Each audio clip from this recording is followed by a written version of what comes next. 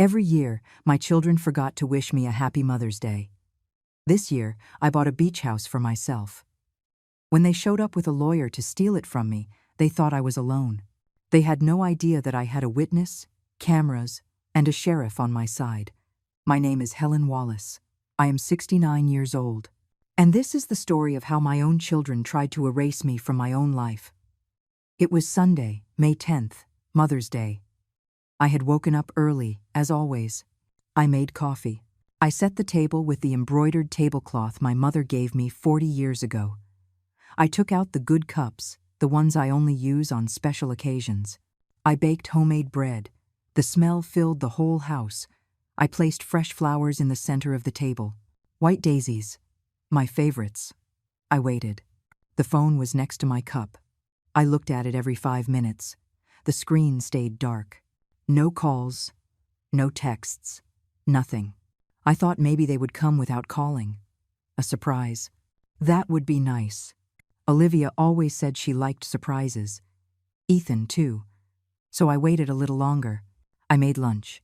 I made the pot roast they used to love when they were children. The one I made on Sundays when they came back from the park with scraped knees and red cheeks. I chopped the vegetables slowly, carefully, imagining their faces when they walked through the door and smelled that aroma. But the door never opened. At 3 o'clock in the afternoon, I picked up my phone. I opened social media. I do not know why I did it. Maybe because I needed to see their faces. Maybe because a part of me still believed there was an explanation. That's when I saw it. Olivia had posted a photo. She was at an elegant restaurant, one of those expensive places downtown. She was wearing a new dress, smiling. Next to her was Ethan, also smiling. And there were other people, friends, glasses of wine, full plates. The caption said, "Perfect Sunday with the people who matter." The people who matter. I read that sentence 3 times. 4, 5. The people who matter. I was not in that photo. I was not at that restaurant. I was not one of the people who mattered. I looked at the table I had set. The bread that was now cold. The flowers that were starting to wilt. The pot roast that no one was going to eat. I did not cry. I did not scream. I just stayed there. Sitting. Staring at the void that existed between what I expected and what my life really was. But something changed in that moment. Something small, like a tiny crack in a pane of glass. Barely visible, but enough for everything else to start breaking. Because this was not the first year. Last year they did not call either. Olivia sent a text at 11 o'clock at night. It said, "Sorry, Mom, the day just flew by. Love you." Empty words. Words written in 10 seconds and forgotten in 5. The year before was worse. They promised to come for lunch. I prepared everything. I bought a special cut of meat. I made Ethan's favorite dessert. I waited until 4 o'clock in the afternoon. Then Olivia called. She said something had come up. Something urgent. She did not specify what. She just said, "You know how it is, Mom." And she hung up. No, I did not know how it was. But now I was starting to understand. I put the food in the refrigerator. I washed the dishes. I folded the tablecloth. I put the flowers in a smaller vase. All in silence. All with slow automatic movements. I could not sleep that night. I stared at the ceiling, thinking, remembering, trying to find the exact moment when I had become invisible to them. Was it when they got married? When they had their own families? When they got important jobs and big houses? Or was it before?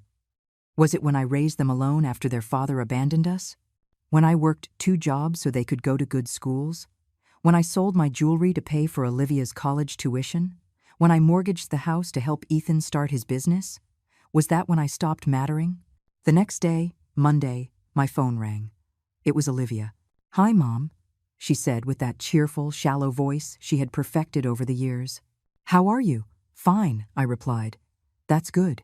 Hey, sorry about yesterday. It was a crazy day. We had a commitment we couldn't cancel. You know how it is." That phrase again. You know how it is. "Yes," I said. "I know. We'll make it up to you soon. I promise."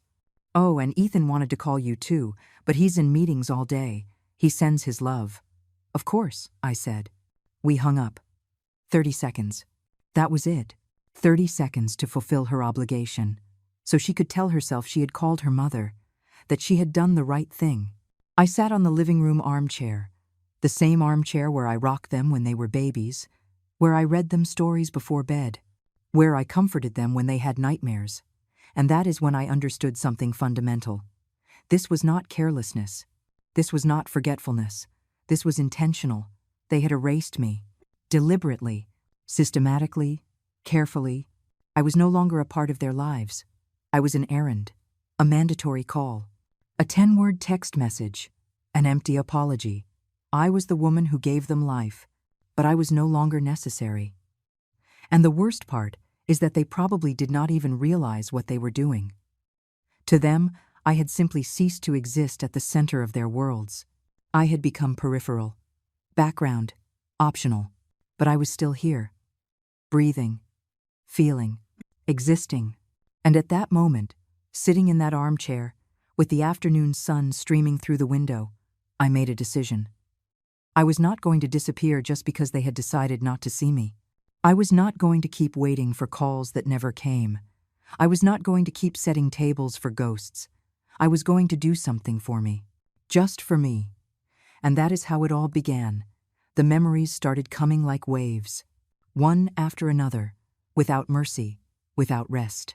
I stayed awake that night, and the next, and the next, because once I opened that door in my memory, I could not close it again.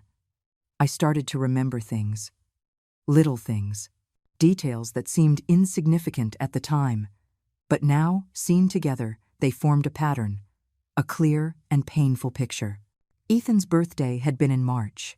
2 months earlier, I had sent him a gift, an expensive shirt I saw in a downtown store. I spent almost $200, more than I could afford. But he was my son. I wanted him to know I was thinking of him. He never thanked me. I waited a week, 2 weeks. Nothing. Then I sent him a message. Did the package arrive? He replied 6 hours later. Yeah, Mom, thanks. It's nice. 3 more words and a period. That was all. But what really hurt me was what I discovered later. Olivia had posted photos of Ethan's birthday party. A big party. At her house. With balloons, cake, lots of people. I had not been invited. I did not even know there was going to be a party. When I asked Ethan about it, days later, he told me, "Oh, it was a last-minute thing, Mom. Just casual. We didn't want to bother you with the trip. We didn't want to bother you." As if my presence was a bother. As if being with my son on his birthday was an inconvenience for everyone. But I kept remembering. In February, it had been Valentine's Day. Olivia posted photos of a romantic dinner with her husband, champagne glasses, candles, red roses everywhere. She looked happy. I sent her a message that day. "Have a beautiful night." She never replied. In January, it was New Year's. I called them both, Ethan and Olivia. I wanted to wish them the best for the coming year. I wanted to hear their voices. Neither of them answered. I left them messages, long messages, telling them how much I loved them, how much I wished this year would be special for them. Ethan replied with a text message the next day. "Thanks, Mom. Happy New Year." Olivia never replied. But what hurt the most was Christmas. December of last year, just 5 months ago, we had agreed to spend Christmas together. At my house, like we always had. I bought everything. The turkey, the ingredients for dinner, the gifts. I decorated the whole house. I put up the tree, the lights, everything. 3 days before Christmas, Olivia called me. "Mom, we have a change of plans," she said. Her voice sounded distant, rehearsed. "We're going to spend Christmas at Ethan's in-laws' house. His mother-in-law is not feeling well and wants to have the whole family together. I hope you understand." "And me?" I asked. My voice sounded smaller than I expected. "You can come if you want," she said, but the way she said it made it clear it was just a formality, an empty invitation, although it's going to be crowded, and it's far. Like 3 hours from your house. I don't know if you want to make that trip. I understand. I said. I knew you'd understand. You're the best. Mom, we'll bring you your gift later, okay? They never brought me any gift. I spent Christmas alone. I ate a piece of turkey in front of the television. I watched old movies. I cried a little. But I told myself that next year would be different. How stupid I was. I kept digging through my memory, searching, finding. In November, it had been my birthday. 69 years old. Almost 7 decades of life. Olivia sent a text at 10 o'clock at night. Happy birthday, Mom. God bless you. With a cake emoji. Ethan sent nothing. Nothing at all. When I called him on it, 2 days later, he said, Sorry, Mom. It slipped my mind. I've had a lot of stress at work. You know how it is. You know how it is. That phrase had become their universal excuse. The answer for everything. The shield they hid behind. But there was more. So much more. In October, they had a family gathering. On Olivia's side. A meal to celebrate I don't know what. I saw the photos on social media. Her husband's entire family was there. Cousins, aunts, uncles, grandparents. Children running around, laughter. I had not been invited. When I asked Olivia, she told me. It was just something for David's family, Mom. I didn't want to make you uncomfortable by putting you in the middle of people you don't know. But her mother-in-law was there, and her mother-in-law did not know everyone either. But she had been invited. I had not. In September, Ethan asked to borrow money. $500. He said it was an emergency, that he would pay me back in 2 weeks. I gave him the money, even though it meant I would have to tighten my budget that month, even though it meant skipping some meals, even though it meant not buying the medicine I needed. I gave it to him because he was my son. He never paid me back. And when I asked him about it, a month later, he said, Oh, Mom, don't pressure me. I'll pay you back. Don't be like that. Don't be like that. As if I were the bad guy. As if asking him to keep his word was an attack. In August, it was Olivia's daughter's birthday, my granddaughter. Emma was turning 7 years old. I bought her a beautiful gift. A doll I had seen on her wish list. It cost $150. But she was my granddaughter. My only granddaughter. I went to the party. With my gift wrapped in shiny paper. With a big bow, I arrived early. I rang the doorbell. Olivia opened the door. She looked surprised, almost annoyed. Mom, she said. I didn't know you were coming. What do you mean you didn't know? It's Emma's birthday. I'm her grandmother. Yeah, of course. It's just, well, it doesn't matter. Come on in. She let me in. But she did not greet me warmly. She did not hug me. She just stepped aside so I could pass. The house was full. Kids, parents, decorations everywhere. Balloons, music, a table full of sweets. But no one spoke to me. I sat in a chair in the corner. I held my purse in my lap. I watched Emma open her gifts. When she opened mine, she barely looked at it. Another doll, she said, listlessly. And she set it aside. Olivia did not even thank me. I stayed for an hour, maybe less. No one noticed when I left. All these memories, all these small exclusions, all these moments when they made me feel invisible. They were not accidents. They were not coincidences. It was a pattern, a clear and deliberate pattern. They had been erasing me, little by little, day after day, until it reached the point where they did not even bother to hide it. I sat in my living room, surrounded by old photos, photos of when they were children, when they needed me, when I was their whole world. When did everything change? At what point did I stop being Mom and become a burden? Because that's what I was now. I knew it. I felt it. I was the inconvenient woman, the one who asked questions, the one who waited for calls, the one who wanted attention. It was too much. It was always too much. And they had decided, without telling me, that it was easier to just push me aside, keep me at a distance, give me crumbs of affection when they felt guilty. But not anymore. Because that night, looking at all those photos, I understood something fundamental. I could not keep living like this. I could not keep waiting for love from people who had decided not to give it. I could not keep begging for a place in my own children's lives. I had to do something. I had to change my life. And I had to do it now. Before I completely forgot who I was, before I disappeared completely, the next morning, I woke up different. I do not know how to explain it. It was as if something inside me had broken, or maybe it had been fixed.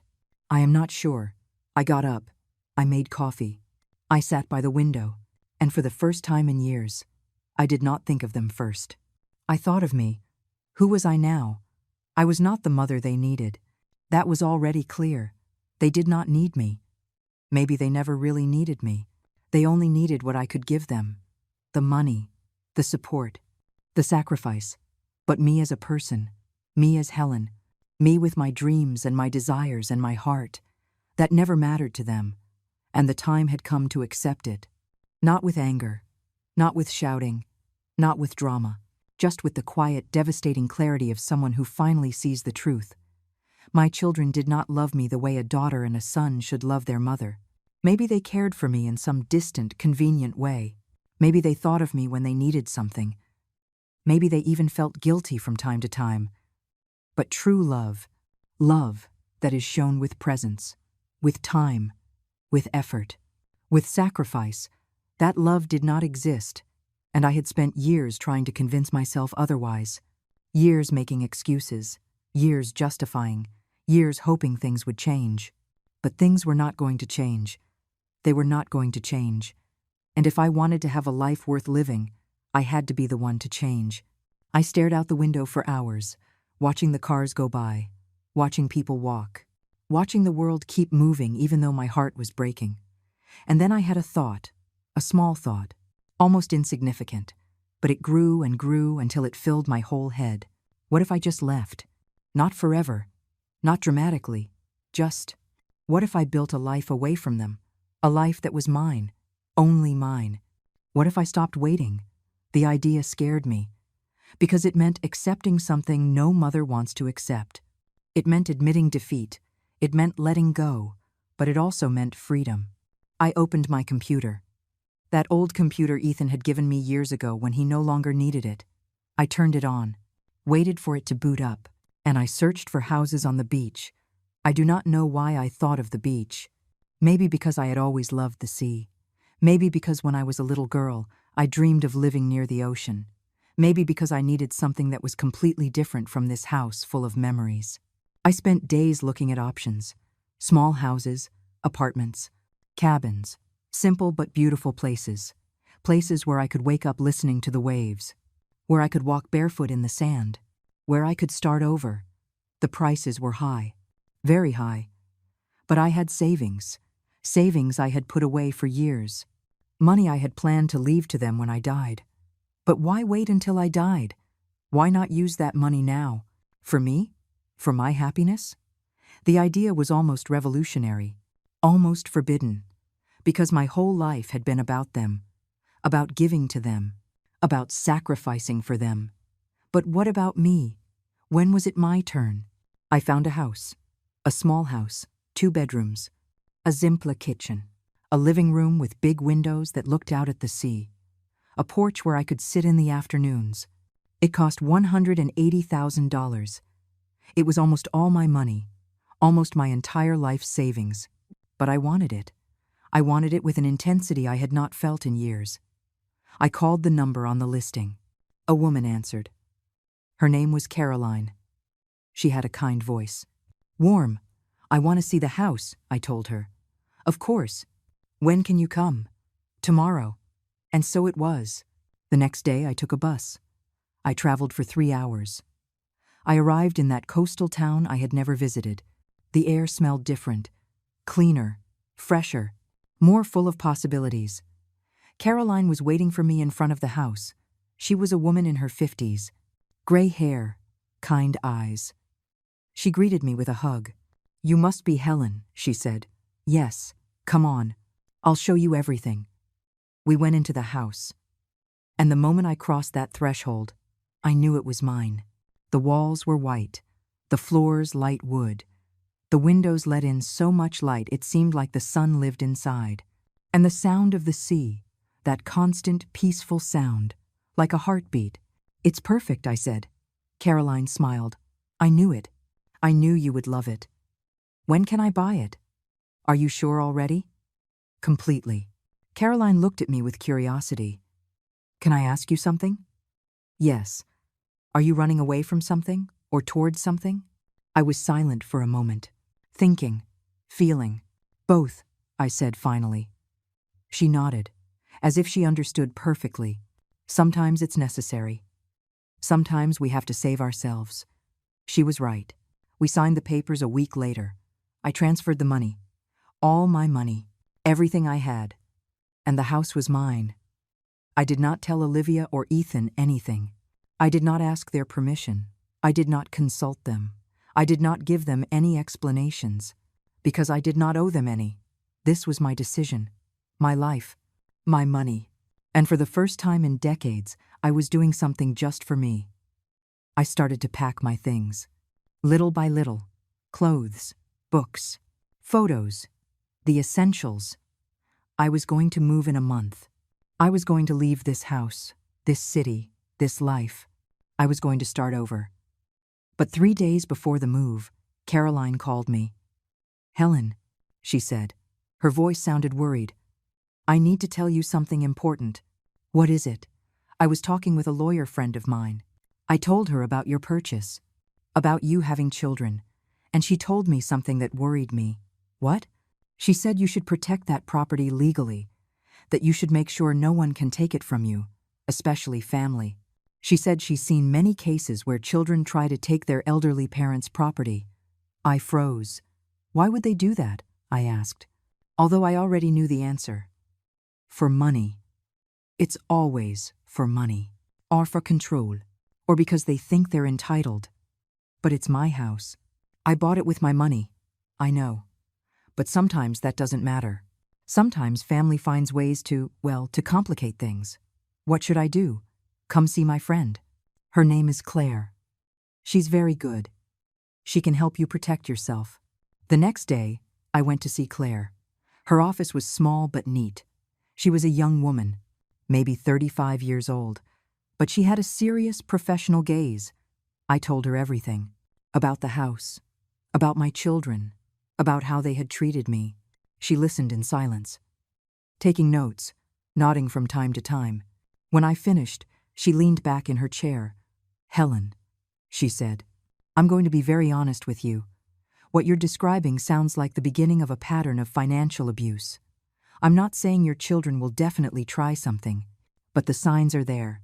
The emotional distance, the requests for money, the lack of respect, all of that can escalate. What can I do? First, you need to document everything, every conversation, every message, every interaction. Second, you need to legally protect this property. We're going to create a trust. We're going to install security cameras in the house. And we're going to make sure that if anyone tries anything, we have evidence. Do you really think it's necessary? Claire looked me straight in the eye. I hope not. I hope your children simply let you live in peace. But if I've learned anything in this job, it's that it's better to be prepared.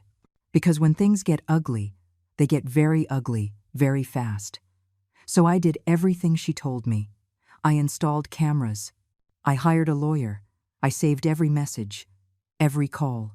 And I waited. Because something told me this was not over. Something told me that when Olivia and Ethan found out about the house, everything was going to explode. And I was right. I moved to the beach house in June, a Tuesday morning. The moving truck arrived early. 2 men loaded my few belongings, boxes of clothes, some furniture, photographs I could not leave behind, even though they hurt to look at. I closed the door of my old house for the last time. The house where I raised my children, the house full of memories, some good, most now tinged with sadness. I did not look back. The drive was long but peaceful. I arrived in the mid-afternoon. The sun was high. The sea was sparkling. And when I got out of the car in front of my new house, I felt something I had not felt in years. Peace.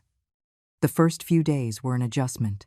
Unpacking, arranging, meeting the neighbors, walking on the beach, getting used to the constant sound of the waves. I did not tell Olivia or Ethan I had moved. I just stopped answering their occasional calls with the same urgency. I stopped being available all the time. I stopped being the mother who waited by the phone. 2 weeks passed. 3. A month. Neither of them asked where I was. Neither of them noticed my absence. Or if they did not care enough to investigate. And that confirmed everything I already knew. But then, one Saturday morning, everything changed. I was watering the plants on the porch when my phone rang. "It was Olivia, Mom," she said. Her voice sounded strange, too sweet, too interested. "How have you been? We haven't talked in a while." "Fine," I said. Cautious. "That's great. Hey, Ethan and I want to come visit you. We haven't seen you in so long. How about this weekend?" It was so unexpected I was speechless. Visit me? After months of indifference? After years of making me feel invisible? "What's this all about?" I asked. "What's what all about? We're your family. We miss you. Can't we want to see you?"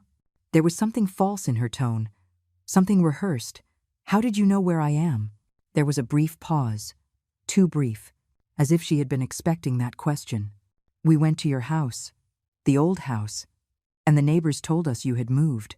They gave us your new address. A lie. I had not left my address with the neighbors." "I see," I said. "So, can we come? Tomorrow, maybe? We'll bring lunch. We'll spend the day together." Something in my stomach twisted. An alarm. A warning. "Let me think about it," I said. "I'll call you later." I hung up before she could insist. I stood there, phone in my hand, my heart beating fast. How had they found my address? And why this sudden interest? I called Claire immediately. "Something is happening," I told her. I told her about Olivia's call.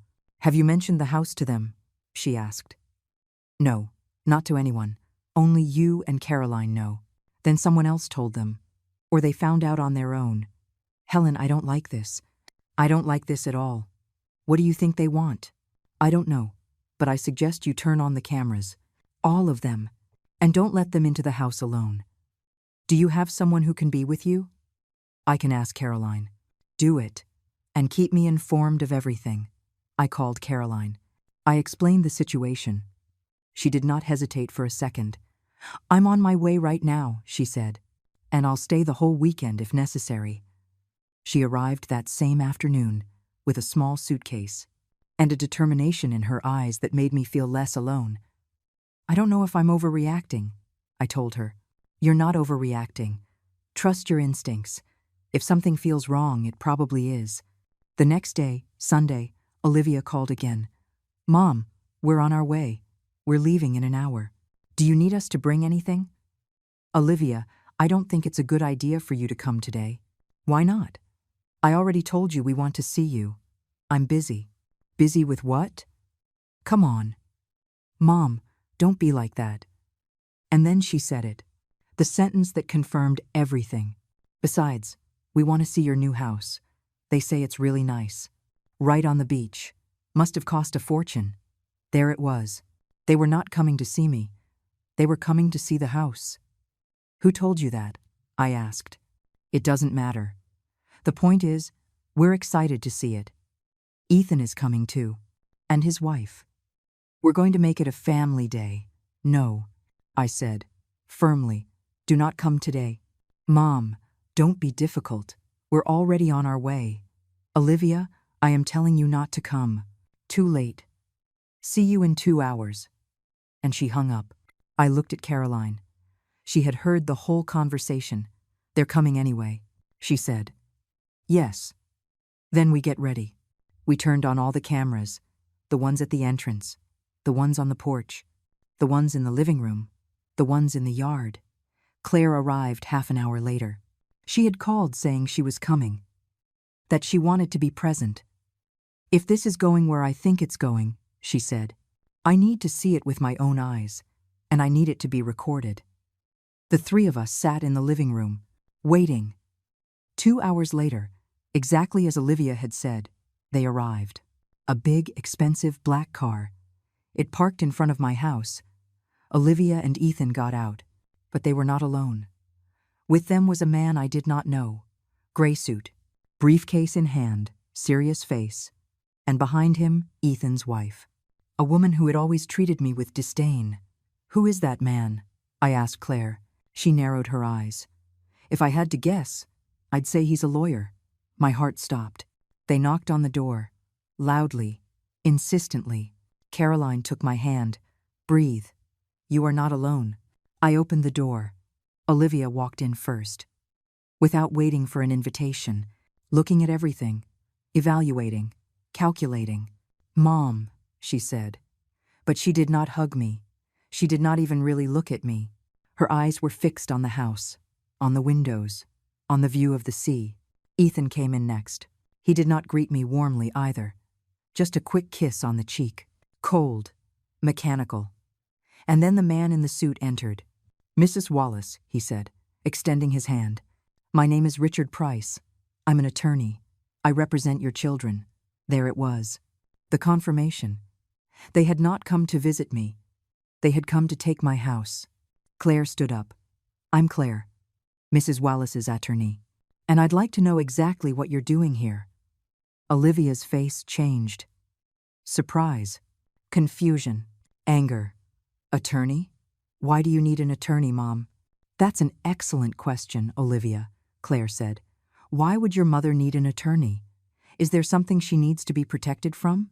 Richard cleared his throat. "Mrs. Wallace, we are here on behalf of your children because they are concerned for your well-being. We have been informed that you made a significant purchase recently, a purchase that used all of your savings, and they are worried that you may not be in a condition to make those kinds of decisions." "Not in a condition," I repeated. My voice sounded strange, distant. "What my client means," Ethan interjected, "is that we're worried someone took advantage of you, Mom. That they convinced you to buy this house. That they manipulated you." "Manipulated," I said. "Yes," Olivia added. "Look, Mom, we understand you're angry with us. Maybe we haven't been the best children lately. We admit it. But this is too much. Spending all your money on a house you don't need. Moving away from your family. This isn't normal." Caroline stepped forward. "I'm Caroline Martin. I sold this house to Mrs. Wallace, and I can assure you no one manipulated her. She came of her own free will, with her own money, and she made her own decision. And who are you to her?" Olivia attacked. "A realtor? A stranger? And now you're here defending her against her own family?" "I am here," Caroline said calmly, "because your mother asked me to be. Because apparently she knew you were coming, and she knew she would need support." "This is ridiculous," Ethan said. "Mom, tell these people to leave. We need to talk. As a family." "No," I said. My voice came out stronger than I expected. "They are staying, and you are going to tell me exactly what you are doing here." Now, Richard opened his briefcase. He took out some documents. "Mrs. Wallace, your children have prepared these documents. They are to protect you, to ensure your assets are safe. Basically, they would transfer the ownership of this house into a trust managed by her children. That way, you could continue to live here, but they would make sure no one takes advantage of you." "A trust managed by them," Claire said. Her voice was ice cold. "You mean you are asking her to give you her house?" "That's not it," Olivia said. "It's for her own good." "My own good," I said. And for the first time in my life, I looked at my children with absolute clarity. Where were you on Mother's Day? Where were you on my birthday? Where were you when I needed you? "Mom, don't start," Ethan said. "Where were you?" I repeated. No one answered. "I'll tell you. You weren't here. You were never here.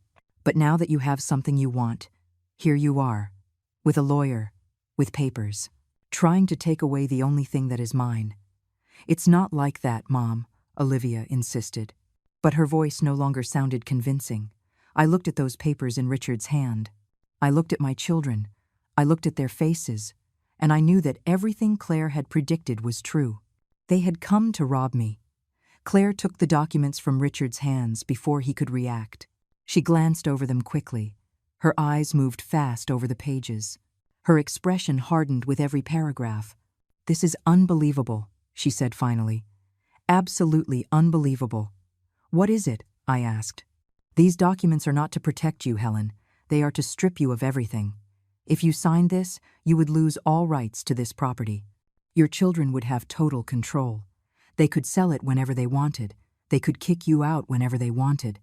And you could do absolutely nothing. That's not true, Richard jumped in. The trust clearly stipulates that Mrs. Wallace can live here until her death. Yes, as long as they allow it, Claire retorted.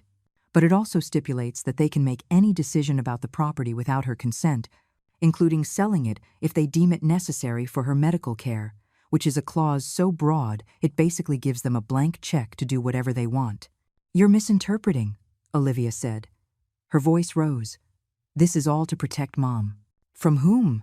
Asked Caroline. From you. From people like you, Olivia spat. Strangers who show up out of nowhere and suddenly act like better children than we are. I don't pretend to be her daughter, Caroline said quietly. I'm just someone who treats her mother with respect. Something you two clearly never learned to do. Ethan stood up. We are not going to stay here and be insulted. No one is insulting you, I said.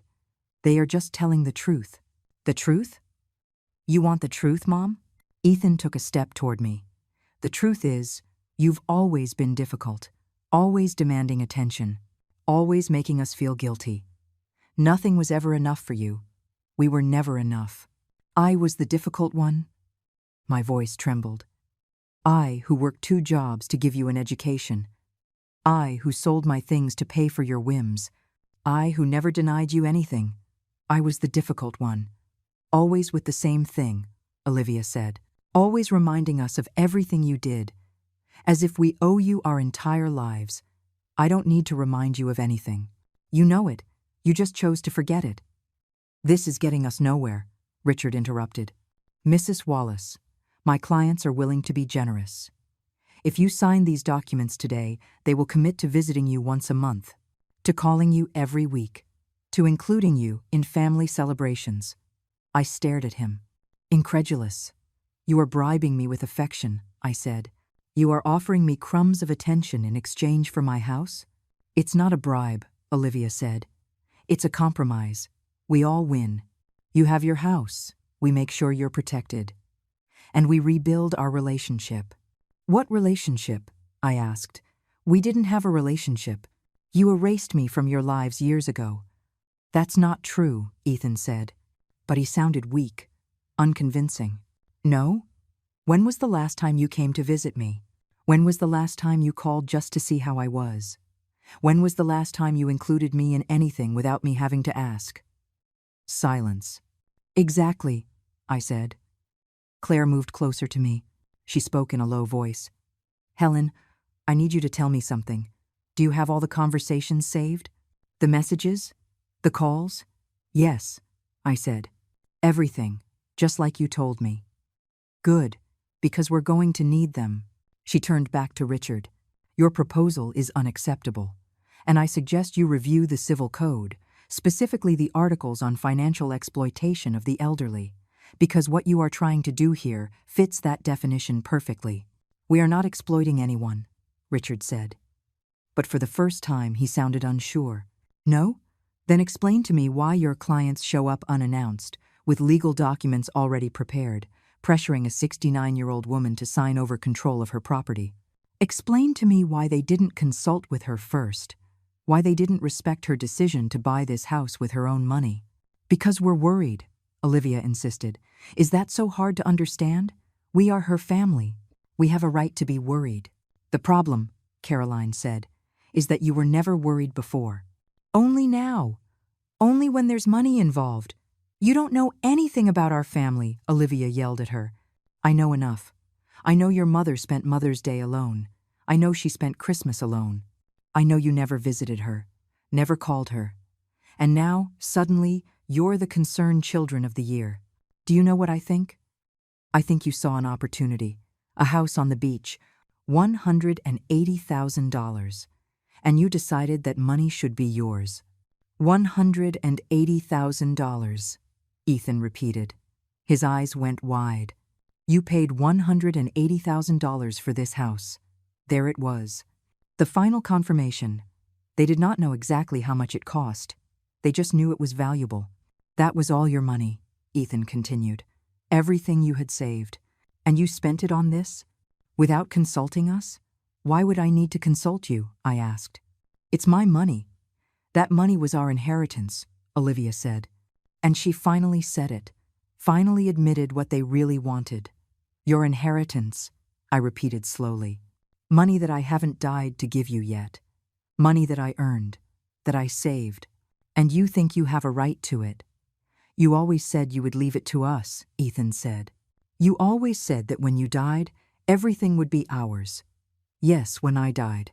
Not now. Not while I am still alive and need that money to live my life. Your life, Olivia scoffed. What life? You're an old woman. Alone. What do you need a beach house for? To be happy, I said simply. To have a place where I don't feel invisible. Where I don't have to beg for attention. Where I can just exist without feeling like I'm too much. This is a mistake, Richard said. Mrs. Wallace, your children are right to be concerned. Such a large purchase at your age, without consulting anyone, could be a sign of cognitive decline. Cognitive decline, Claire said. Her voice was dangerous. Are you telling me that a perfectly lucid woman, who made a sound financial decision, who consulted with lawyers, who did her due diligence, has cognitive decline simply because her children don't agree with her decision? That's not what I said. It's exactly what you said. And I warn you, if you continue down that path, I will file a formal complaint with the Bar Association. What you are doing here is harassment. It is manipulation. And I will not allow it to continue. Claire is right, I said, finding my voice, my strength. I want all of you to leave. Now. Mom, we can't just leave like this, Ethan said. We need to resolve this. There is nothing to resolve. This is my house. I bought it with my money. And I am not signing any documents. Ever. You're going to regret this, Olivia said. Her mask had finally fallen. There was no more sweetness. No more feigned concern. There was only rage. You're going to end up alone. Completely alone. And when you need us, we won't be there. You know what? I said. I was already alone. I have been alone for years. You're just making it official. This isn't going to end here, Ethan threatened. Is that a threat? Claire asked. Because I hope you know this conversation is being recorded. Every word, every threat. Recorded? Olivia looked around. She saw the cameras. Her face went pale. You were recording us, yes, I said. Since you arrived. Everything is recorded. This is illegal, Richard exclaimed. Actually, it's not, Claire corrected. This is private property. Mrs. Wallace has every right to record what happens in her own home. And believe me, this video is going to be very useful if you decide to pursue any legal action. Richard closed his briefcase. This isn't over. Oh, yes, it is, I said. Now leave, all of you. And don't come back unless you are willing to treat me with respect, with real love. Not this farce. Olivia looked at me with pure hatred. You are selfish. You always were. Everything was always about you, never about us. It's funny you should say that, I replied, because I spent my entire life making everything about you. But the first time I do something for myself, I'm selfish. You know what? Maybe I am, and maybe I should have been a long time ago. Ethan grabbed Olivia's arm. Let's go. This is a waste of time. Go, I repeated. And don't come back. The three of them left. Richard first. Then Ethan. Then Olivia. She stopped at the door. She looked at me one last time. You're going to die alone, she said. Better alone than surrounded by people who only want me for my money, I answered. The door closed behind them. I heard the car start, drive away.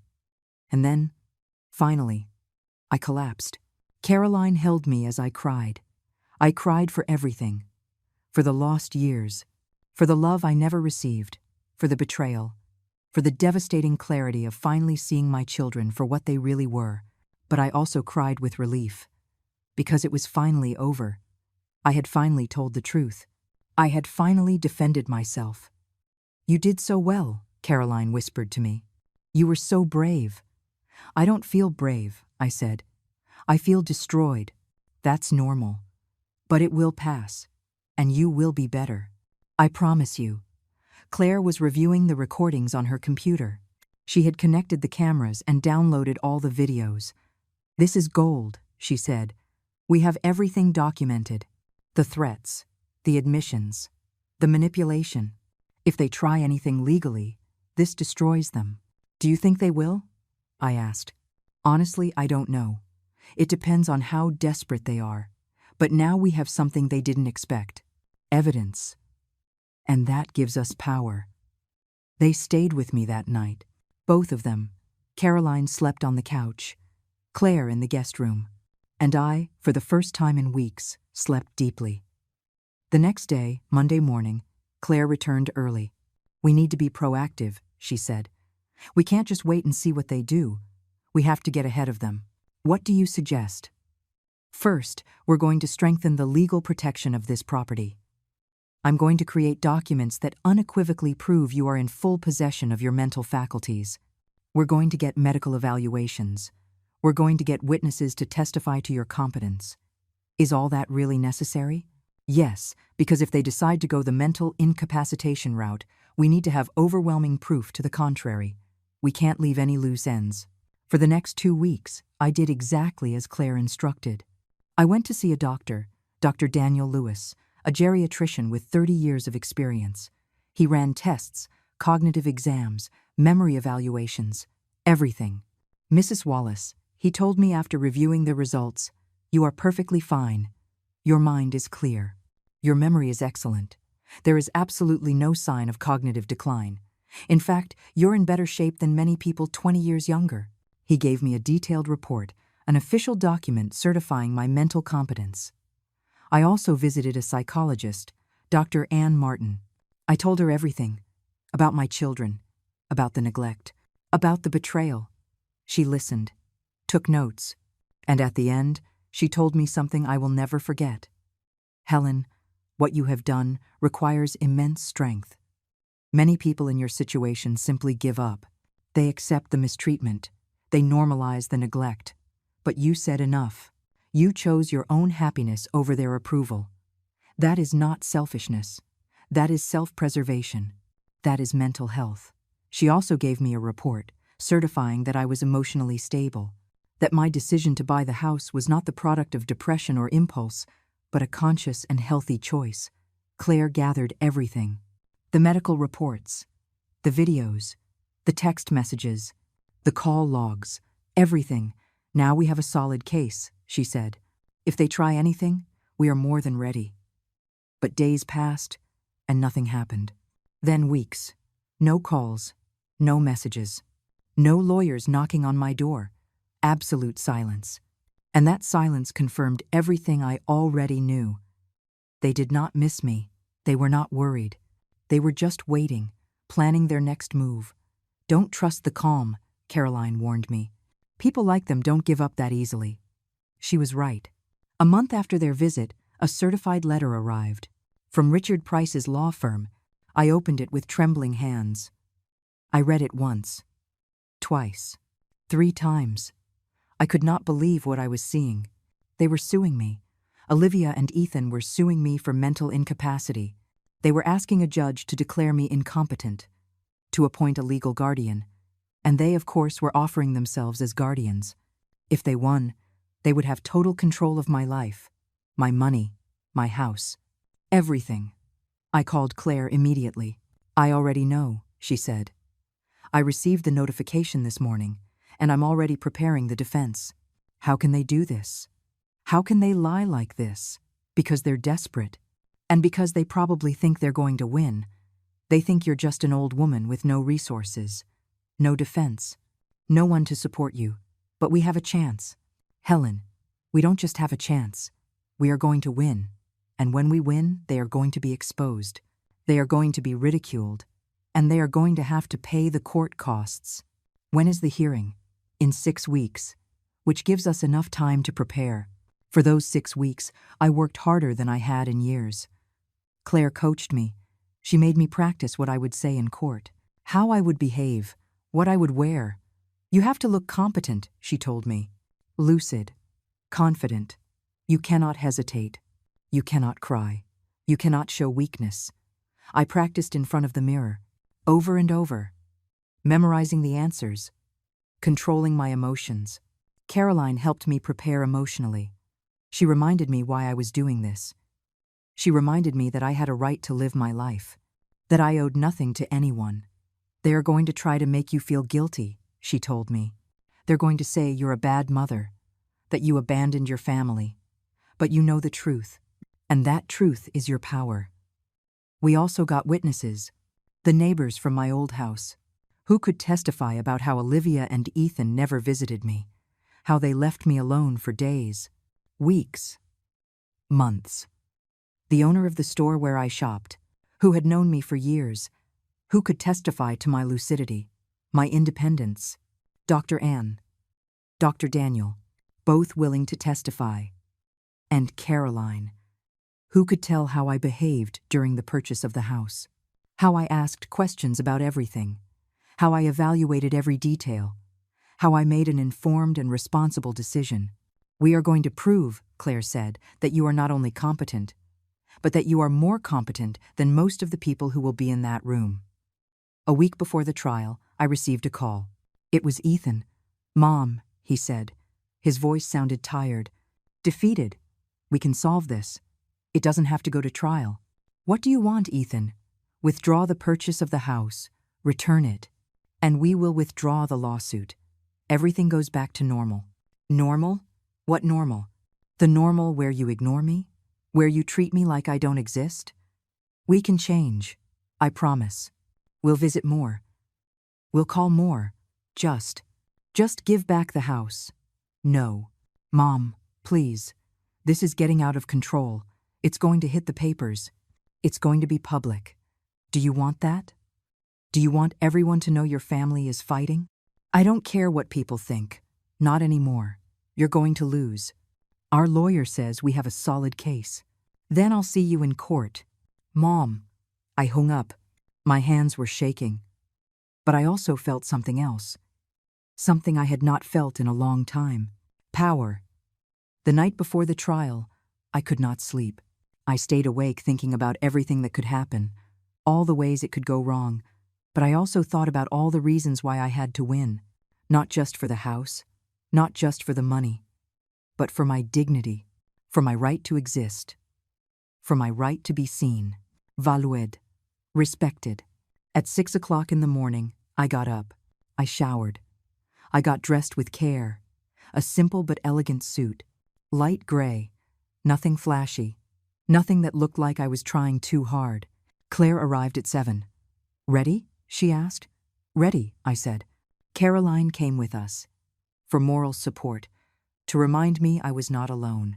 The drive to the courthouse was silent, each of us lost in our own thoughts. We arrived early. The courtroom was still empty. We sat in the front pews. At 8:30, they arrived. Olivia, Ethan, Richard, and 2 other people I did not know, probably their own witnesses. Olivia looked at me. I looked right back at her. Without blinking, without looking away, I was not afraid of her anymore. I no longer felt small in her presence. She was my daughter. But she was also my adversary. And I was ready to fight. The judge entered at 9 o'clock on the dot. Case number 2847, the clerk announced. Olivia Wallace and Ethan Wallace versus Helen Wallace. Petition for declaration of mental incapacity. The judge was an older man, in his 60s. Serious face. Tired eyes. Very well, he said. Let's hear from the plaintiffs first. Richard stood up, and the trial began. Richard walked to the center of the room. He adjusted his suit, cleared his throat, and began to speak with that rehearsed lawyer's voice he had perfected over the years. Your Honor, we are here today because 2 concerned children fear for their mother's well-being. Helen Wallace, 69 years old, recently made an alarming financial decision. She spent her entire life savings, $180,000, on a property she does not need. A beach house, far from her family, far from her support network. This impulsive and uncharacteristic decision raises serious concerns about her ability to make responsible financial decisions. I bit my tongue. Claire had warned me. Do not react. Do not show emotion. Let them talk. Furthermore, Richard continued, Mrs. Wallace has cut off communication with her family. She has isolated herself. She has refused help. She has hired lawyers and installed security cameras as if her own family were a threat. This paranoid behavior is another sign of mental decline. Paranoid. He called me paranoid for protecting myself from them. My clients do not seek to control their mother. They only want to ensure she is safe, that she is not exploited, that her final years are dignified and protected. That is why we request that the court appoint a legal guardian, someone who can oversee her finances, someone who can make decisions in her best interest. He sat down, pleased with himself. The judge looked at his papers. Do you have witnesses? Yes, Your Honor. We call Olivia Wallace. Olivia stood up. She walked to the stand. She swore to tell the truth. She sat down, and her performance began. My mother was always a strong woman, she said.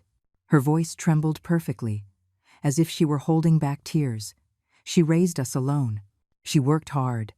She gave us everything. But in recent years, I've noticed changes. She's become forgetful, confused. Sometimes she calls and repeats the same stories. Sometimes she forgets we've already spoken. A lie, a pure lie. And then, suddenly, without telling anyone, she buys this house, a very expensive house, in a place she'd never even visited, without consulting us, without thinking of the consequences. When we found out, we tried to talk to her, but she became defensive, aggressive. She accused us of horrible things, said we didn't love her, that we had abandoned her. None of that is true. We're just worried. How often did you visit your mother before this purchase? The judge asked. Olivia hesitated. Just for a second. But it was enough. Well, not as often as we would have liked. We both work. We have our own families. But we called.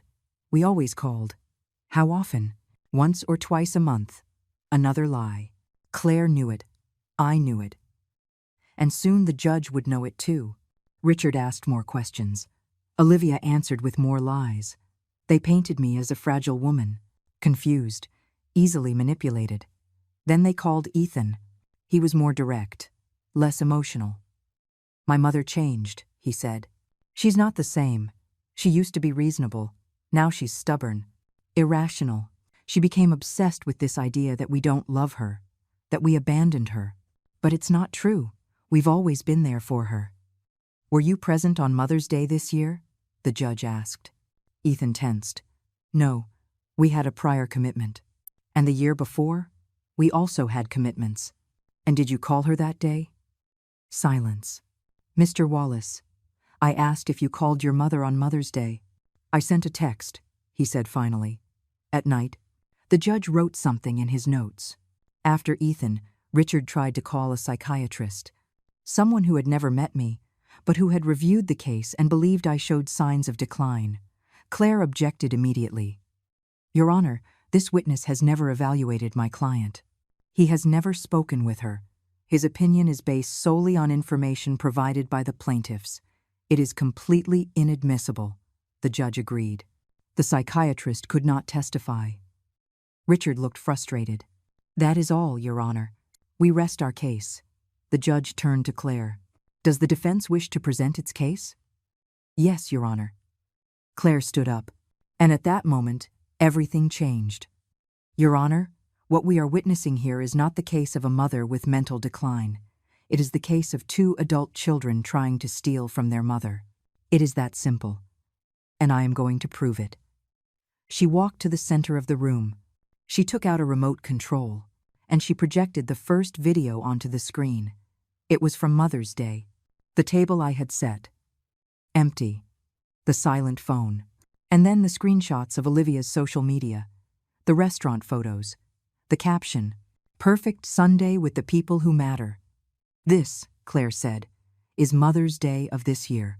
Mrs. Wallace prepared a meal. She waited for her children. They never came. They never called. And instead, they were celebrating with other people, the people who matter. Their words, not mine. Olivia sank in her chair. Claire showed more evidence. Text messages, call dates, all documented. In the last 12 months, Claire said, Olivia Wallace called her mother exactly 4 times. Ethan Wallace, 3 times.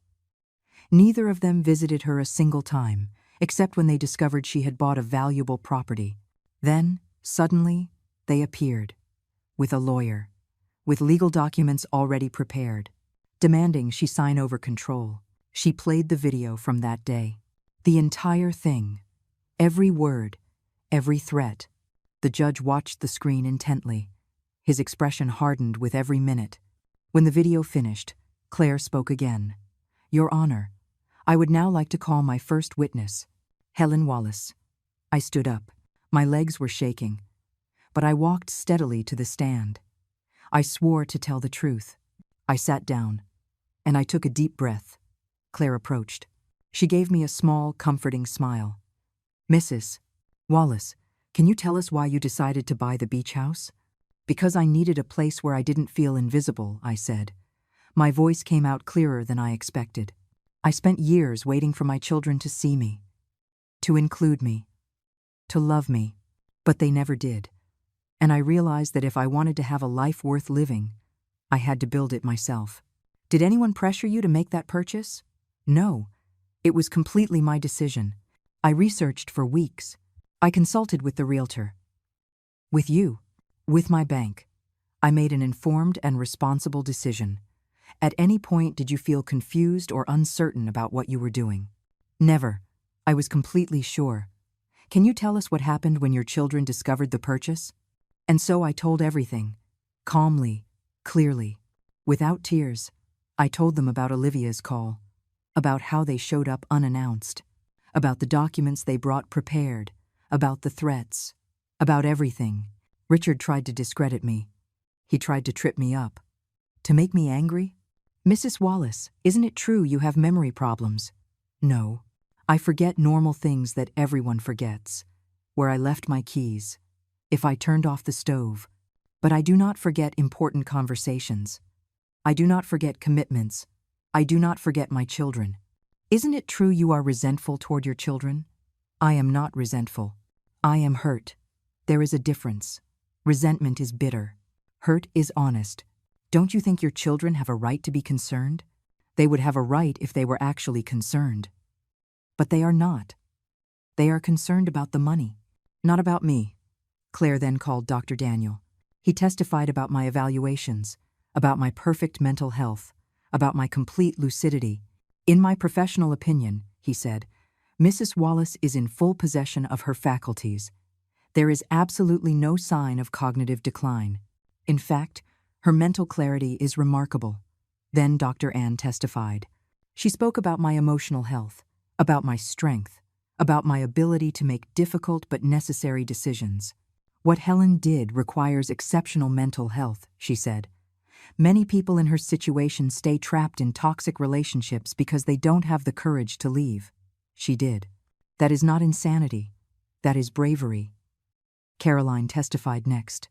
She told about the buying process, about how I asked about everything, about how I evaluated every detail, about my completely normal and responsible behavior. And finally, Claire presented more evidence. Text messages from Ethan asking to borrow money.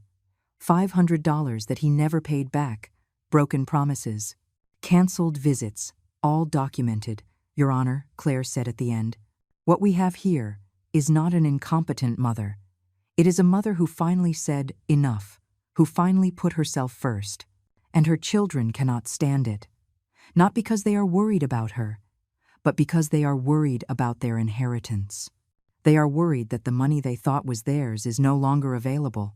So they invented this story of mental incapacity. But as we have proven today, it is exactly that. A story, a lie, and an attempt at financial exploitation of a senior citizen. She sat down. The judge reviewed his notes for what seemed like an eternity. The courtroom was completely silent. You could only hear the ticking of the clock on the wall. Finally, he looked up. I have heard enough, he said, and I have seen enough. and my decision is as follows. My heart was beating so hard I thought everyone could hear it. The petition for a declaration of mental incapacity is denied, completely. Mrs. Helen Wallace is clearly in full possession of her mental faculties. She made an informed and responsible financial decision, and she has every right to live her life as she chooses. I felt the air return to my lungs. Furthermore, the judge continued, I find that this lawsuit was frivolous and motivated by financial interests. The plaintiffs will pay all court costs, and I warn Miss Olivia and Mr. Ethan Wallace that any future attempt to harass or manipulate their mother will be met with the full severity of the law. He struck the gavel. Case closed. Claire hugged me. Caroline cried. And I just sat there, paralyzed, processing. I had won. I looked over at where Olivia and Ethan were. Olivia had tears in her eyes, but they were not tears of sadness. They were tears of rage, of humiliation. Ethan was not looking at me. His gaze was fixed on the floor. Richard was packing his papers hastily, clearly wanting to get out of there as quickly as possible. And then Olivia looked at me. One last time. She said nothing, but her look said it all. This was not over for her, not in her mind, not in her heart, but for me, it was. Because I had finally won something more important than the lawsuit. I had won my freedom. I walked out of the courthouse with my head held high. The afternoon sun blinded me for a moment, but it was a bright, warm Sunday, full of promise. Claire walked on one side of me, Caroline on the other, both smiling, both proud. You did it perfectly, Claire told me. It couldn't have gone better. Thanks to you, I replied. Without you, I wouldn't have known what to do. Thanks to you, she corrected. For having the courage to defend yourself, for not giving up, for believing you deserved better. We stopped on the sidewalk. The traffic passed. People walked by. The world kept spinning. But I felt different, lighter, as if I had left years of weight in that courtroom. What will you do now? Caroline asked. Live, I said simply. Just live. That night, back in my house by the sea, I sat on the porch. I listened to the waves. I looked at the stars. And for the first time in years, I felt true peace. It was not the peace of resignation. It was not the peace of denial. It was the peace of someone who had finally fought and won. The peace of someone who had stood up for herself and survived. The following days were strange. I expected to feel sadness, guilt, regret. But none of that came. Just a deep calm. A quiet certainty that I had done the right thing. I received no calls from Olivia or Ethan. No messages, no attempts at reconciliation, and I was not surprised. Because it had never been about me. It had been about the money, about the inheritance, about control, and now that they had lost, there was no point in pretending anymore. A week after the trial, I was watering my plants when I saw a woman walking on the beach. She was older, maybe my age. She wore a large hat and walked slowly, carefully. She stopped in front of my house. She looked at me, and she smiled. Excuse me, she said. Are you Mrs. Wallace? Yes, I replied, cautiously. I read about you in the newspaper. About the trial. I hope you don't mind me mentioning it. My heart sped up. I did not know they had published anything about the case.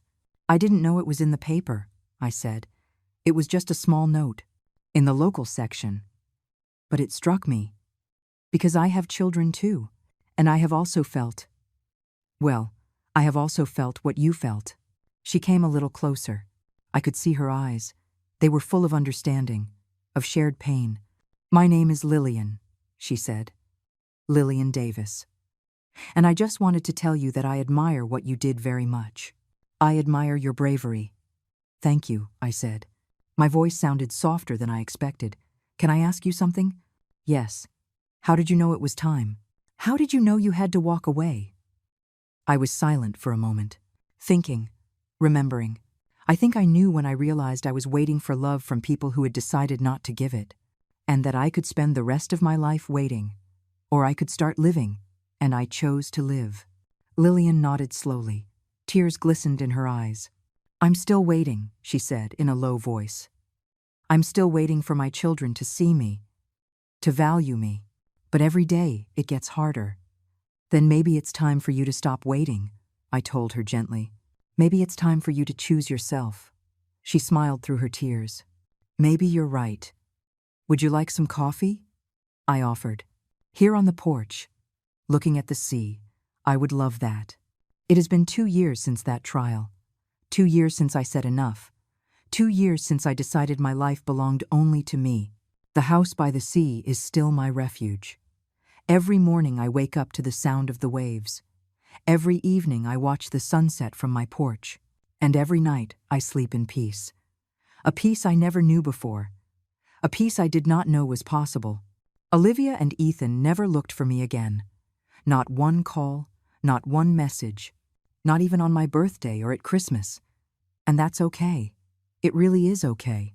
Because I understood something fundamental during these 2 years. I cannot force anyone to love me. I cannot beg for a place in anyone's heart. Not even my own children's. True love is not begged for. It is not negotiated. It is not bought with sacrifices or silence or by accepting crumbs.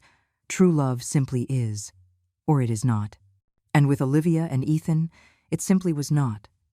But I found love in other places. In Caroline, who became the sister I never had. In Lillian, who finally also found the courage to walk away from children who only sought her out when they needed something. In Miss Hernandez, who passed away 6 months ago and left me captain in his will because he knew I would care for him with the same love he had for him. Emma writes to me every 2 months. Hidden letters she sends without her mother knowing. She tells me about school, about her dreams, about how she wants to be strong like me when she grows up. And I write back to her. I tell her about the sea, about the importance of choosing oneself, about how true love never makes you feel small. One day she will come, when she is older, when she can make her own decisions. And I will be here waiting for her, not with resentment toward her parents, not with bitterness, but with open arms and a heart full of a love she never had to earn, a love that was always hers. I have learned that family is not always blood. Sometimes it is the people who show up in your life right when you need them most. The people who see you, who value you, who choose to stay. I have learned that it is okay to set boundaries, that it is okay to say no, that it is okay to walk away from people who hurt you, even if they share your last name. I have learned that it is never too late to start over, that at 69 years old, you can build a completely new life, a life that makes sense, a life that is yours. And I have learned that forgiveness does not mean reconciliation. I can forgive Olivia and Ethan for what they did and still choose not to have them in my life. I can wish them the best from a distance. I can let go of the pain without letting go of the boundaries. This morning I walked on the beach. The sun was just rising. The sky was orange and pink, and I felt something I had not felt in years. Gratitude. Deep, true gratitude. Gratitude for having had the courage to leave. Gratitude for having found this house. Gratitude for the people who showed up just when I needed them. Gratitude for being alive. For being free. For being me. Sometimes people ask me if I have regrets. If I miss my children. If I wish things had been different. And the answer is complex. Yes, I miss the children they were. I miss the babies I rocked. The little ones who called me mommy with voices full of love. But I do not miss the adults they became. I do not miss the pain. I do not miss the invisibility. I do not miss feeling like a burden in their lives. I wish things had been different, of course, I do. I wish I had children who truly loved me, who valued me, who chose me, but I did not. And I had to accept that and move on. And now, looking back, I can say with all honesty that I made the right decision, that saving myself was the bravest act of my life, that choosing myself was not selfishness. It was survival. This house by the sea is not just a refuge. It is a symbol, a daily reminder that I deserve beauty. I deserve peace. I deserve a life worth living. And every day that I wake up here, every day that I see the ocean, every day that I breathe this clean, salty air, I am living that life. It is not the life I imagined when I was young. It is not the life I dreamed of when my children were small. But it is my life. completely mine. And it is enough. More than enough. It is all I need. And if you are reading this, if you are listening to my story and you see yourself reflected in it, I want you to know something. It is never too late. It is never too late to choose yourself, to set boundaries, to build a life that makes sense for you. No matter your age, no matter how long you have waited, no matter how much you have sacrificed, you also deserve to be seen, valued, chosen. And if the people in your life cannot give you that, then maybe it is time to find new people, new places, new beginnings. Because life is too short to spend it waiting for love from people who are never going to give it to you. Life is too precious to waste it feeling invisible. So my question for you is this: how much longer are you going to wait? How much longer are you going to accept crumbs when you deserve a feast? How much longer are you going to let others define your worth? Because I waited too long, almost my entire life. And when I finally stopped waiting and started living, everything changed. And you can change your life too. Today. Now. In this moment. You just have to choose yourself. Like I finally chose me.